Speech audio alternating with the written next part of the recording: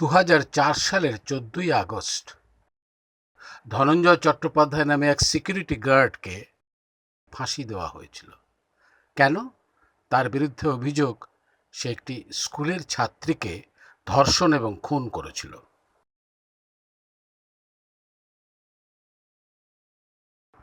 পরদিন ছিল 15ই আগস্ট, ভারতের স্বাধীনতার 58তম দিবস। গুরুচণ্ডালী এই বিষয়ে একটি বই প্রকাশ করছে, আদালত, মিডিয়া, সমাজ এবং ধনঞ্জয়ের ফাঁসি।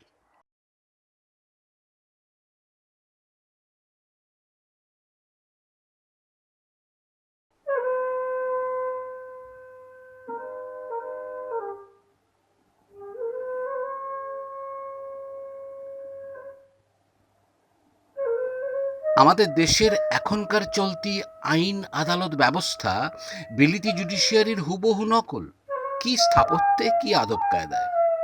1775 সালে সদ্য তখন ইস্ট ইন্ডিয়া কোম্পানির রাজত্ব শুরু হয়েছে। আইনি মুঘলাই বাতিল হয়ে your honour court, high court, supreme court culture চালু হয়েছে।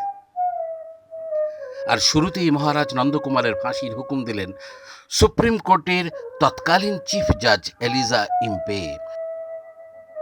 গভর্নর জেনারেল ওয়ারেন হেস্টিংস অভিযোগ এনেছিলেন। সেই সময় ইংল্যান্ডের পার্লামেন্টে তুমুল হট্টগোল হয়েছিল। এডমন্ড বার্ক, বিখ্যাত পার্লামেন্টেরিয়ান, তিনি বলেছিলেন মিথ্যে মামলা, পরিকল্পিত এবং অন্যায় পদ্ধতিতে বিচারের প্রহসন হয়েছে। ঠিক এইখানে বিলিতি জুডিশিয়ারির প্রথম ফাঁসিটি হয়। আজও সেই বিলিতি জুডিশিয়ারি চলছে, ইওর অনার কালচার চলছে, কালো কোট টাই চলছে। 21 শতকের সূত্রপাত হলো একই রকম এক মৃত্যুদণ্ড দিয়ে। এক নিরীহ গরিব নিরাপত্তা রক্ষীর ফাঁসি হলো। কেন? অভিযোগ কি? খুন, ধর্ষণ। আর সেই ফাঁসির দাবিতে বাংলার মহামান্য বুদ্ধিজীবীরা কলকাতার রাজপথে মিছিল করলেন। কালো স্রোতে হারিয়ে গেল তার আসল ইতিহাস। না, সম্প্রতি অধ্যাপক দেবাশিস সেনগুপ্ত আর অধ্যাপক প্রবাল চৌধুরী ইতিহাস খনন করে তুলে আনছেন চলতি জুডিশিয়ারির অন্ধকার দিকগুলো। তারা মনে করছেন মিথ্যা অভিযোগে সাজানো মামলায় এক নিরপরাধকে হত্যা করা হয়েছিল। ধনঞ্জয় চট্টোপাধ্যায় আজকের নন্দকুমার।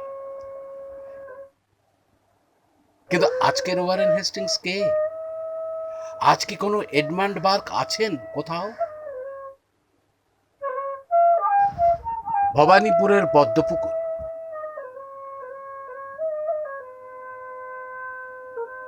পদ্মপুকুর রোড, আনন্দ অ্যাপার্টমেন্ট।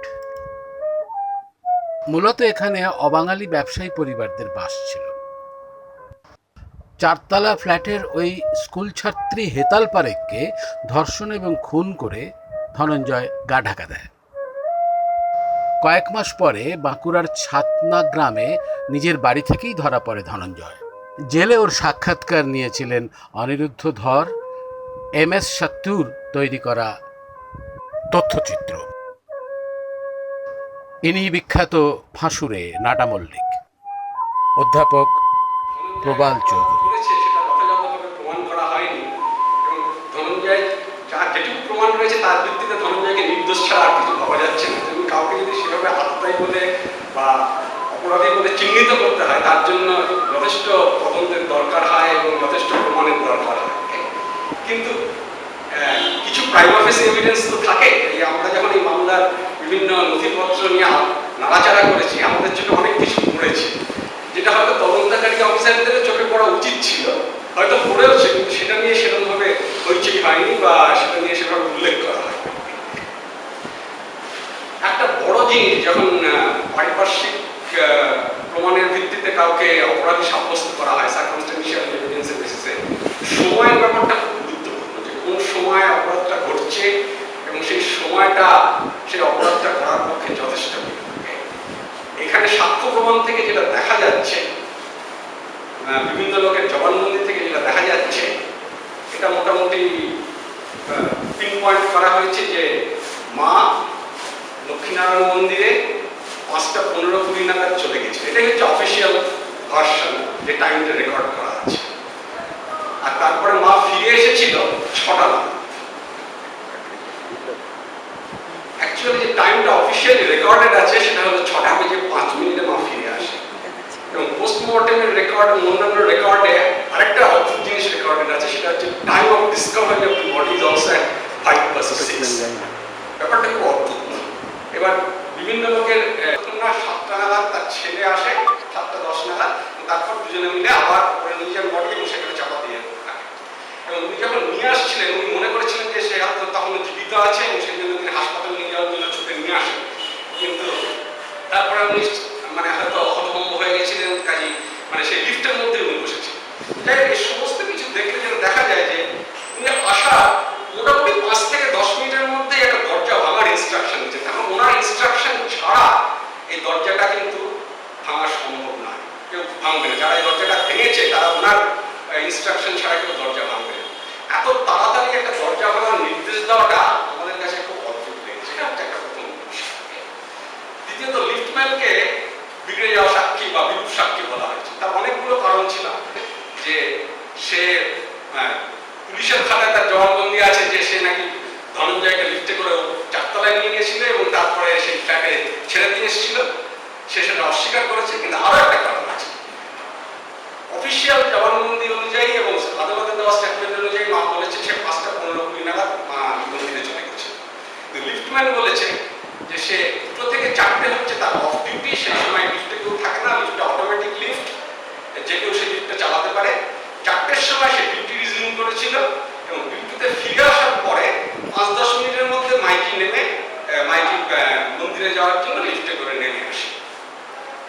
এখন লিফটম্যান এটাও বলেছে যে সাধারণত মাইকি ওই সময় যেতে। এখন মাইকিকে 4:10 যদি ওখান থেকে বের করে দেওয়া যায় তাহলে একটা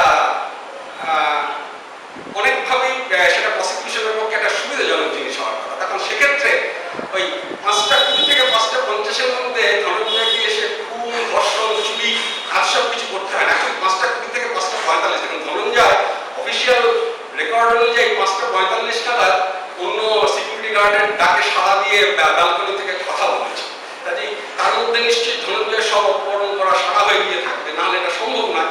তাহলে 25 মিনিটের মধ্যে খুন, ধর্ষণ সব কিছু করেছে। অথচ প্রসিকিউশনের হাতে যদি এই লিফটম্যানের ভার্সনটা নেওয়া হয় তাহলে দাঁড়ায় যে 4টে থেকে 5:45 পর্যন্ত সময়, কিন্তু সেটা নেওয়া হয়নি এবং সেটা খুব স্ট্রংলি ফ্যামিলি থেকে ডিনাই করা হয়েছে। যে কোনো কারণেই হোক ফ্যামিলি এটা বলতে চায়নি যে, যদি লিফটম্যানের কথাটাকে আমি এখানে একটু গুরুত্ব দিচ্ছি, লিফটম্যানের কথা যদি সত্যি হয় তাহলে ফ্যামিলি এখানে এটাকে ডিনাই করছে কোনো কারণে, যে 4টের সময় তারা বেরিয়ে গেছিল। 4টে থেকে 5:20 তারা কি করেছে এই নিয়ে একটা সন্দেহের অবকাশ রয়েছে।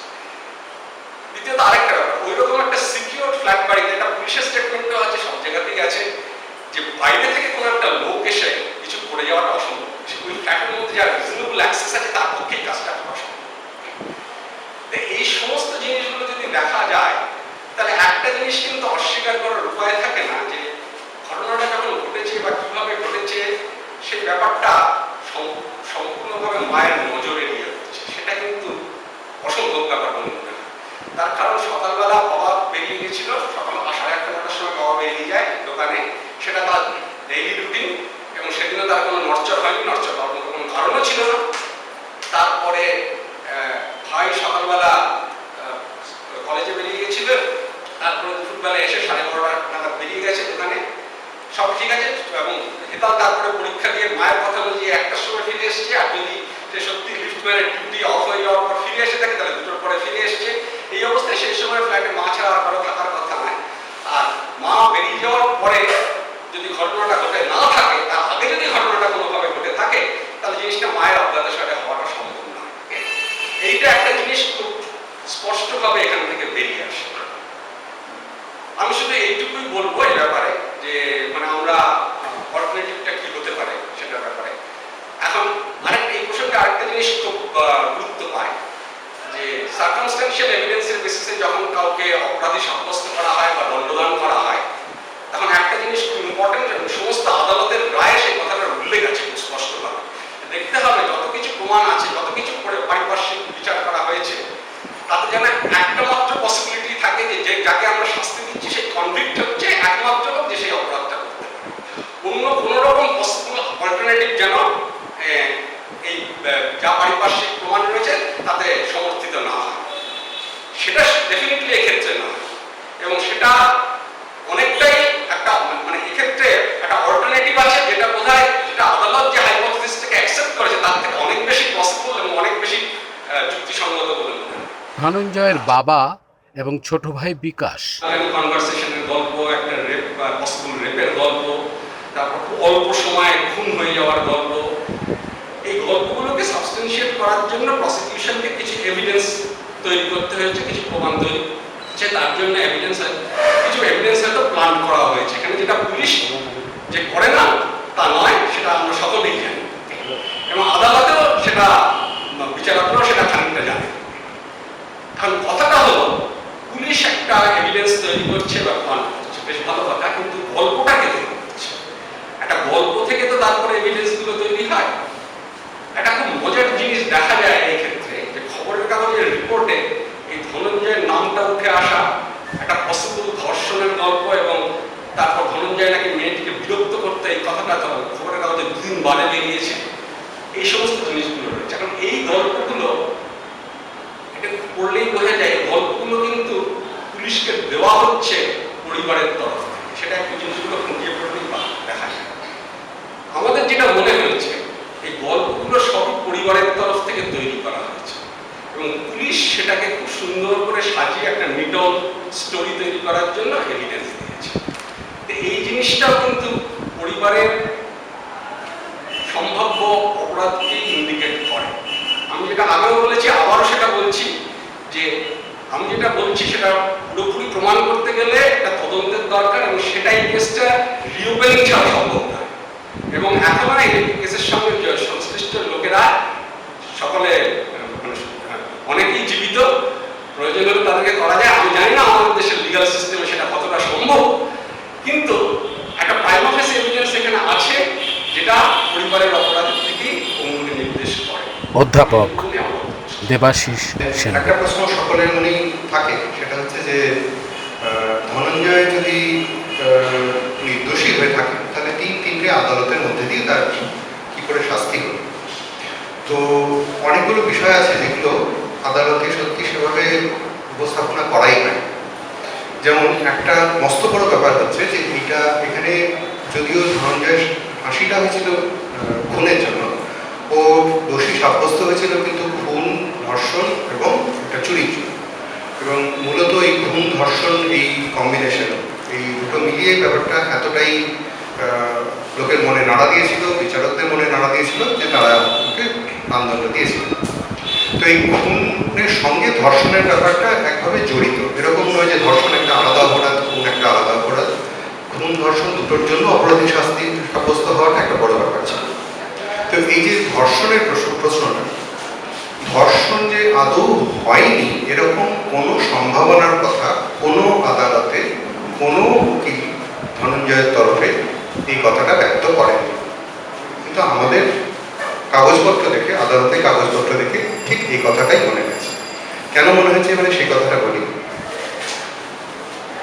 দেখুন, ধর্ষণ শব্দটা কিন্তু একটা মেডিকেল শব্দ নয়, এটা একটা আইনি শব্দ। অথচ আপনি যদি এই মামলার সমস্ত রায়গুলো পড়েন, প্রত্যেকটাতে দেখবেন যে ধর্ষণের সিদ্ধান্ত যে বিচারকরা করেছেন, বারবার করে তারা, যিনি পোস্টমর্টেম ডাক্তার, তার কথার উল্লেখ করে বলেছেন যে রিপোর্টে ধর্ষণের কথা আছে। সেই রিপোর্ট যিনি লিখেছেন সেই ডাক্তার আদালতে এসে বলে গেছেন ধর্ষণ, এবং এই ব্যাপারটা নিয়ে ধনঞ্জয়ের তরফে কোনো চ্যালেঞ্জ করা হয়নি। এই ধর্ষণ যে হয়েছে এটা নিয়ে তো কোনো সন্দেহ নেই। এবারে ধর্ষণের সঙ্গে বাকি খুনের ব্যাপারটা এসেছে। তো পোস্টমর্টেম রিপোর্টে ঠিক কি আছে? পোস্টমর্টেম রিপোর্টটা 5 পাতার পোস্টমর্টেম রিপোর্ট যদি পড়ে দেখেন, এটা এখন ওয়েবে তুলে দেওয়া হয়েছে, আমি পরে আপনাদের লিঙ্কও দিতে পারি। পোস্টমর্টেম রিপোর্টের কোথাও রেপ শব্দটা নেই। কয়েকটা প্রশ্ন করা হয়েছিল ডাক্তারকে, তার মধ্যে একটা প্রশ্ন ছিল যে ওয়াজ দ্য ভিকটিম রেপড, এই যিনি মারা গেছেন তাকে ধর্ষণ করা হয়েছিল কি হয়নি। তার লিখিত উত্তর ডাক্তার যেটা লিখেছেন সেটা হলো she had been subjected to sexual intercourse antemortem, মৃত্যুর আগে তার সেক্সুয়াল ইন্টারকোর্স যৌন সংসর্গ হয়েছিল। তো যখন প্রশ্ন করা হয় যে ধর্ষণ হয়েছিল কিনা, আর উত্তর যখন হয় মৃত্যুর আগে তার যৌন সংসর্গ হয়েছিল, বুঝতেই পারছেন যে ডাক্তারের এখানে একটা দ্বিধা রয়েছে বলতে, যে এখানে বলপ্রয়োগ হয়েছে কি হয়নি সেটা তিনি নিশ্চিত বলতে পারছেন না। কেন বলতে পারছেন না? বলপ্রয়োগ কি এখানে হয়নি? অবশ্যই বলপ্রয়োগ হয়েছে। এখানে যে পোস্টমর্টেম রিপোর্ট, সেখানে 21টা ইঞ্জুরির লিস্ট দেওয়া হয়েছে, আসলে সেটা 22টা নাম্বারিংয়ে গন্ডগোল হয়েছিল। 6 নম্বর ইঞ্জুরি, দুটো 6 নম্বর আছে, তো 22 দফা ইঞ্জুরি। 22 দফা ইঞ্জুরির যে বর্ণনা আছে তার মধ্যে একটা ইঞ্জুরি আছে কোমরের কাছে ডান দিকে, 3টে ইঞ্জুরি আছে হাতে, আর বাকি সব কটা হচ্ছে এইখান থেকে শুরু করে এর মধ্যে। চিন্তা করুন ব্যাপারটা, 22টা ইঞ্জুরির মধ্যে 18টা ইঞ্জুরি হচ্ছে ঘাড়ের পিছনে, গলায়, গালে, ঠোঁটে, চোখে, মাথা, কপালে এবং মানে সর্বত্র সারা মুখে এবং এই অঞ্চলে। এখন ধর্ষণ তো একটা বিভৎস ব্যাপার, আপনারা জানেন, নানান রকম ধর্ষণের বর্ণনা করেছেন। তো এইরকম ধর্ষণও হয় যেখানে আঘাতটা যেটা হয়, মানে ভিকটিমের উপরে যে আঘাতটা হয় অনেকখানি হয়তো ঘুষি, চড় থাপ্পড় সে সমস্ত দিয়ে অনেক সময় ঠান্ডা করার চেষ্টা হয়, যে এটা একেবারে অসম্ভব নয়। কিন্তু কথাটা হচ্ছে যে নিম্নাঙ্গে কোনো রকম আঘাতের কোনো চিহ্ন নেই। এরপরে যদি ডাক্তারের একটু সন্দেহ মনে না হয় তাহলে তো সেটা খুব আশ্চর্যের কথা, তাই না? কাজেই ডাক্তার এটা লেখেন, তাহলে এই বিচারকটা কিভাবে ডাক্তারকে উদ্ধৃত করে বারবার বলছেন যে ধর্ষণটা হয়েছে? ডাক্তার কথাটা সত্যি বলেছিলেন। সেটা বলেছিলেন কোথায়? আদালতে দাঁড়িয়ে বলেছিলেন। আদালতে দাঁড়িয়ে বলেছিলেন, সেটার একটা বড় গুরুত্ব আছে। পোস্টমর্টেম রিপোর্টে ডাক্তার কি লিখলেন তার থেকে অনেক বড় গুরুত্ব থাকে উনি আদালতে দাঁড়িয়ে কি বললেন সেই কথাটা।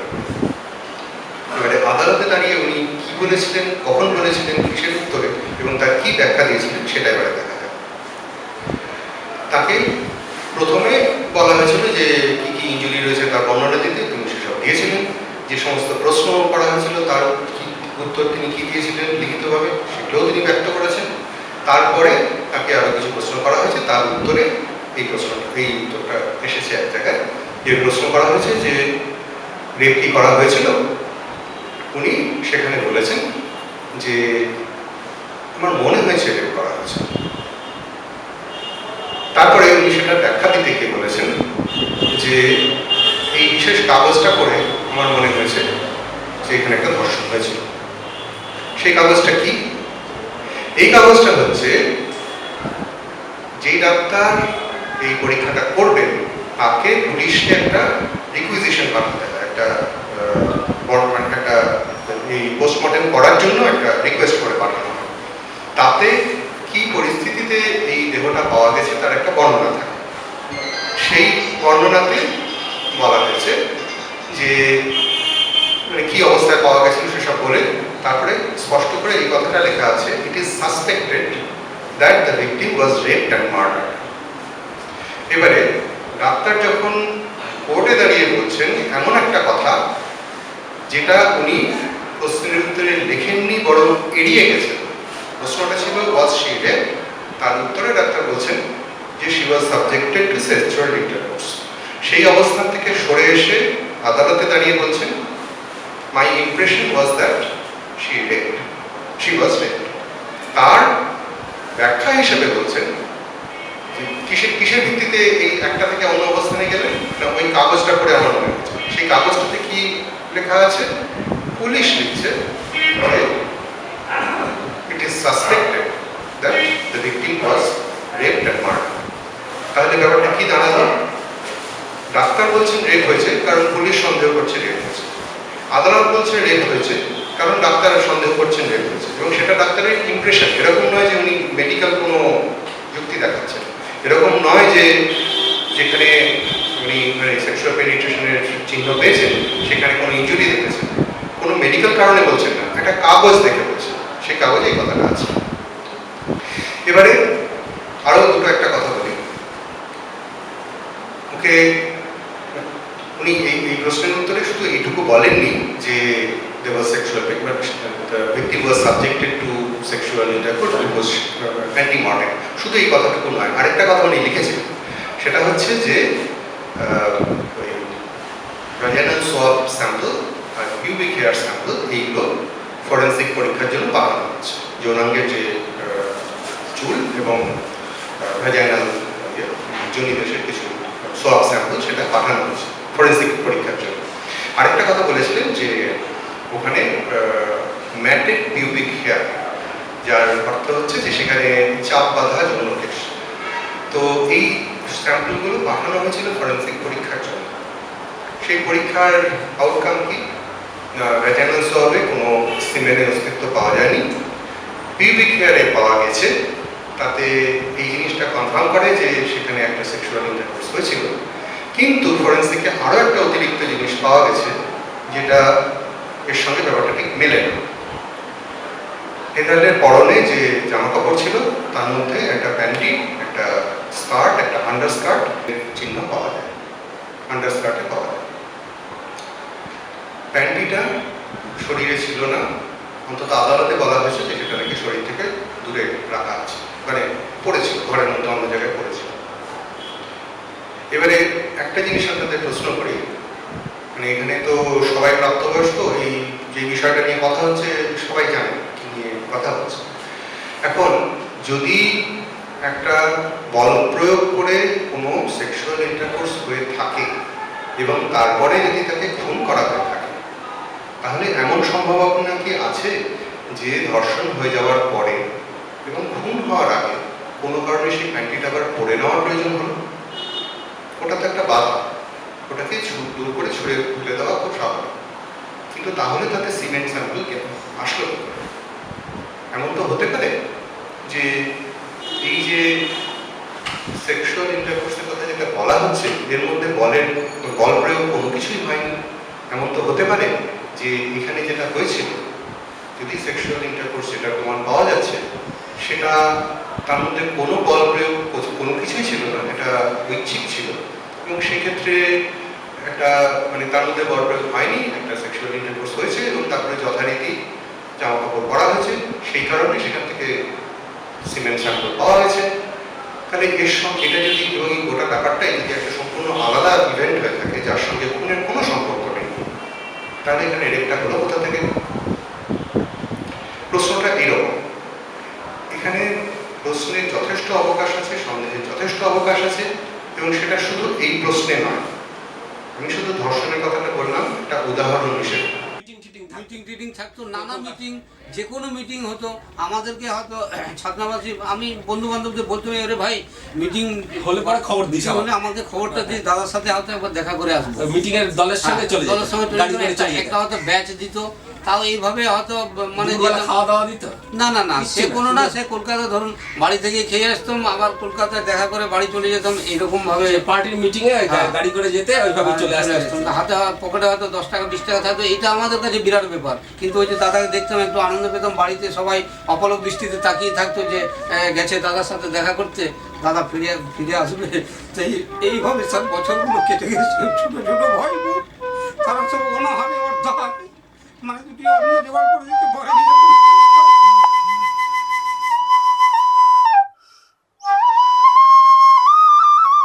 ধনঞ্জয় বরাবর বলে এসেছে সে নির্দোষ। 14 বছর কারাবাসের পর যখন ফাঁসির দিন উপস্থিত হলো তখন সে শান্ত ছিল। ভোরবেলা ইন্সপেক্টর জেনারেলের সঙ্গে দেখা হলে তাকে বলে ভবিষ্যতে পুলিশি তদন্ত যেন ঠিক মতো হয়। সে যখন ফাঁসির মঞ্চের দিকে এগিয়ে যায় তখন একটা গান ধরেছিল, তার অনুরোধে জেলের গার্ডরাও সেই গানে গলা মেলায়।